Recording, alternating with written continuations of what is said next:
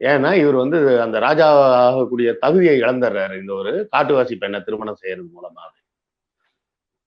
இதெல்லாம் எவ்வளவு ஒரு கொடூரமான ஒரு வக்ரமான சிந்தனைகள். ஒரு பையன் தான் லவ் பண்றான், கல்யாணம் பண்றான், பண்ணிட்டு போட்டுன்னு விட வேண்டியது. இது இங்க மட்டும் இல்லைங்க, இங்கிலாந்துல கூட நடந்திருக்கு.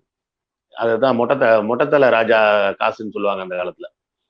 5ஆம் ஜார்ஜ் மன்னர் நினைக்கிறேன். அவர் வந்து ஒரு 2ஆம் திருமணம் பண்றதுக்கு முடிவு பண்ணாரு. அதாவது 2ஆம் திருமணம் இல்ல, அவர் வந்து ஒரு விதவையை திருமணம் பண்ணிக்க முடிவு பண்றாரு இளவரசரா இருக்கும்போது.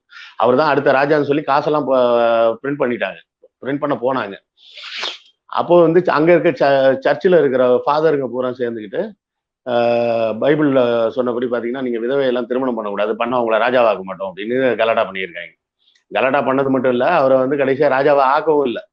அதனாலதான் அந்த காசுலயே வந்து மொட்டத்தலை ராஜா காசுன்னு சொல்லுவாங்க. அப்ப சுதந்திரத்துக்கு முன்னாடி இந்தியாவில வந்த ₹1 காயின்ல ஒரு காயின்ல மட்டும் ஒரு ராஜா வந்து தலையில கிரீடம் இல்லாம வெறும் அந்த மொட்டத்தலையோட இருக்கிற மாதிரி இருக்கும்.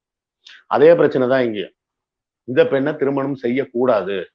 எங்க பார்த்தாலும் இதுதான் சொல்றேன், மதவாதிகள் மக்களோட அமைதியான வாழ்க்கையை வாழ விட மாட்டாங்க, எப்பவும் பிரச்சனை தான் பண்ணிட்டு இருப்பாங்க. அதுதான் அங்கேயும் நடந்திருக்கு. இப்படி பண்ணும்போது இங்க இருந்து நம்ம ஊர்ல இருந்து போன பார்ப்பனர்கள் இருக்காங்களே,